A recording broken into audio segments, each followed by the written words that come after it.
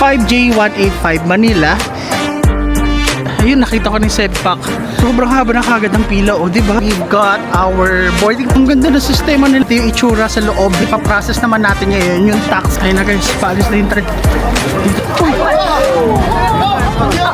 Credit card.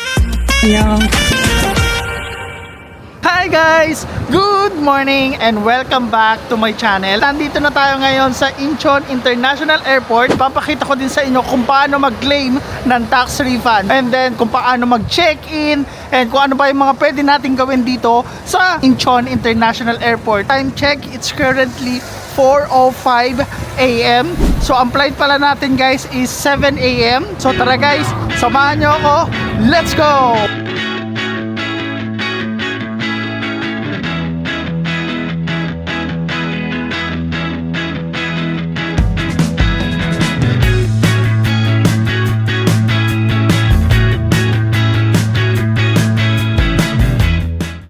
Okay guys, andito na tayo ngayon sa loob ng Incheon International Airport. So ngayon guys, ipapakita ko sa inyo ng step by step process kung paano nga ba bumalik ng Pilipinas. So first of all guys, titingnan muna natin is yung malaking display dito sa airport para makita natin kung ano ba yung counter, kung saan tayo mag-check-in, ganyan. So kung makikita nyo dito guys, kailangan natin tignan dito sa check-in counters or most of the time dito sa display kung anong counter ba siya, kung ano na nga ba yung status. For example like this, ang nakita ko na kagad, sasakyan natin is Cebu Pacific and ang oras is 7 AM. Ayan, nakita ko na kagad guys, 5J185 Manila, and then ang counter niya is M19 to M24. So ang gagawin natin guys, mag-check-in muna tayo, and then mamaya ipapakita ko rin pala sa inyo kung paano i-process yung tax refund. Kasi diba guys, if ever na bumili kayo sa Daiso or sa ibang store, usually ikikip nyo yung receipt and dito nyo ikiklaim yung tax refund. So mamaya guys, ipapakita ko rin sa inyo yun, okay? Medyo malawak din pala yung airport nila dito, no? And sa gantong oras, marami ng tao. Akala ko nga konti pa lang yung tao dito ngayon guys eh. Kasi 4 AM pa lang, 4 AM ish pa lang. And yet, marami na kagad ng tao. So, ibig sabihin, marami na nagpa-flight ng gantong oras. Habang naglalakad tayo at medyo malayo-layo pa yung lalakarin natin kasi nasa H pa lang tayo. And ang sinabi doon sa counter ay doon sa display is M19 to M24. Now guys, i-explain ko muna sa inyo kung ano yung best option pabalik dito sa Incheon International Airport kung manggagaling kayo sa Myeongdong. Kasi sa case natin, sa Myeongdong tayo nanggaling papunta dito sa airport. Nag-check ako and nag-research din ako kung paano nga ba bumalik dito sa Incheon International Airport na mas cheaper at mas convenient at the same time. Nagtingin-tingin ako ng mga iba't ibang options natin. Airport limousine bus, airport transfer, Uber, or bus, or mga train, ganyan. Ang nakita kong best option guys is Uber or taxi. Unang-una, yung airport transfer, mas mahal siya. Unfortunately, nung chinek ko, mga nasa 4K or 5K, solo traveler lang naman ako. So wala akong kahati. Kaya medyo mahal. Pangalawa, yung airport limousine bus. Eto guys, feasible naman siya. It's just that na, dun sa pinag-stayan kong hotel, maglalakad pa ako ng mga 2 kilometers, and then yung bus na sasakyan doon papunta dito sa airport, tayo na bus 6701 if I'm not mistaken, and then yon mas matipid yon kasi bus yon. Unfortunately, hindi natin kaya maglakad ng gantong kalamig. Okay lang sana kung okay yung weather at saka wala tayong masyadong luggage na dala. Pangatlo, yung train. Yung train naman guys is hindi rin pwede kasi mamaya pa magbubukas. So usually ang bukas siguro ng train station or yung mga subway is 5 or 6 AM. Anong oras pa lang guys? 4 AM pa lang. So kaya nag-decide ako mag-Uber or mag-taxi na lang from my hotel malapit sa Myeongdong. So ang price guys ng fare, mga nasa magkano ba yon? 65,000 Korean won. So convert nyo na lang kung magkano. Yes, medyo pricey pero I think that's our best option papunta dito sa gantong oras, sa gantong panahon. Ayan guys, nandito na tayo sa letter M, M19 to M24 na counter. And guys, grabe. Ngayon pa lang, ang haba na ng pila. Look at that. Anong oras pa lang? Sobrang haba na kagad ng pila, oh, di ba? Okay guys, we've got our boarding ticket.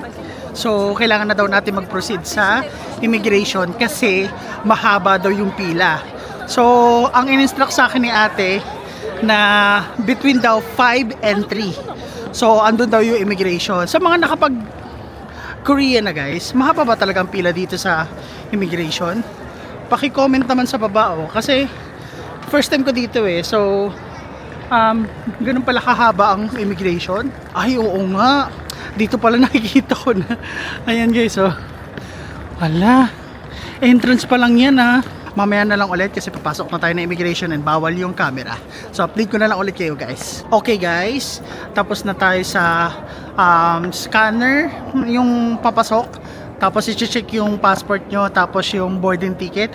Tapos na rin tayo sa security check. And lastly, tapos na rin tayo sa automated immigration. So kahit medyo mahaba yung pila guys, parang inabot lang ng less than 30 minutes. 'Di ba? Grabe. Ang ganda ng sistema nila dito, sana all. Pero ayun guys, andito na tayo ngayon. Nakapag-check-in na tayo, nakakuha na tayo ng boarding ticket, and then that's it. Ito yung itsura sa loob ng Incheon International Airport pagkalagpas ng immigration guys. And time check pala guys, it's currently 5:26 AM. So ang flight natin guys is 7 AM. So may ample time pa tayo para mag-relax, para magpahinga. Now is ipaprocess naman natin ngayon yung tax refund. So paano nga ba mag-process ng tax refund?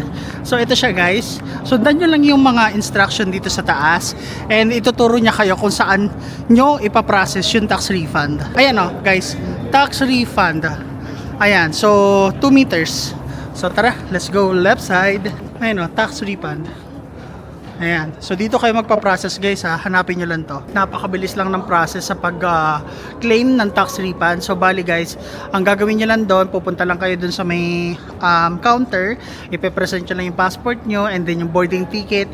Tapos yung receipt na pinagbilan nyo ng item na may tax refund.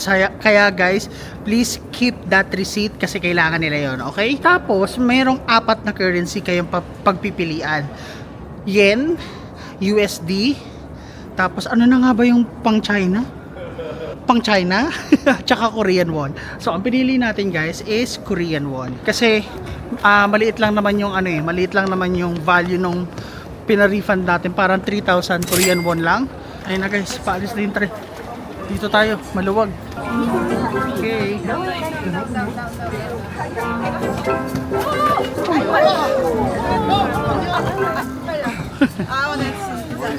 So magkwentuhan muna tayo guys kasi malapit na ang aming boarding time.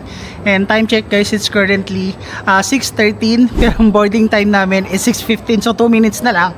So ngayon hindi ko na papatagalin. So ano nga ba ang naging overall experience natin dito sa Seoul, Incheon, Korea? So first of all guys, nabigla ako sa weather kasi unang pagdating natin dito is negative 12 degrees Celsius. So hindi ko in-expect yung ganun kalamig na parang akala ko Baguio feels, Tagaytay feels, but hindi. Times 3, times 4, times 5 yung lamig niya talaga. So punta naman tayo ngayon sa mga tao, sa lugar, sa pagkain. Pansin ko naman dito, sa tao wala akong masabi. Napakabait nila, napaka-friendly nila. Especially nung nagstay tayo sa Busan. Yung isa sa mga nagbabantay doon, grabe yung accommodating sa akin. Talagang gustong-gusto niya akong tulungan. Nga lang, may napansin lang ako guys dito na hindi talaga masyado nag-i-English sila. Especially yung mga matatanda. Pero yung mga nakasalamuha akong mga batang Koreans, talagang marunong silang mag-English or makipag-communicate ng English, kaya talaga maintindihan mo. So usapan naman na food, wala akong masabi guys, talagang siguro best chicken of all so far sa mga kinainan kong bansa. Ang chicken ng Korea ang pinakamasarap guys, trust me, walang halong eme, walang halong biro. Siguro yung lugar Guys, yung lugar sobrang linis, sobrang ganda ng transportation system nila dito. Please, abangan nyo yung gagawin nating video kasi may pupuntahan na naman tayong isang winter countries. And ayun guys, isasama ko ulit kayo doon. O samahan nyo ako, i-explore natin na sabay-sabay. Kung maligaw ako, maliligaw din kayo. Ano yung makakain natin doon, ipapakita ko rin sa inyo kung gaano siya kasarap. Kung meron man kayong nakikitang kailangan natin i-improve, just comment down below. Binabasa ko yung mga comment section nyo. And maraming salamat talaga. Nakakataba ng puso. So ayun guys, maraming salamat. Dito ko natatapusin tong video. And I hope nag-enjoy kayo sa ating tour dito sa South Korea ng 11 days as a first timer. And abangan nyo yung susunod nating pupuntahang bansa. Yun lang. Bye! See you on the next vlog. Peace!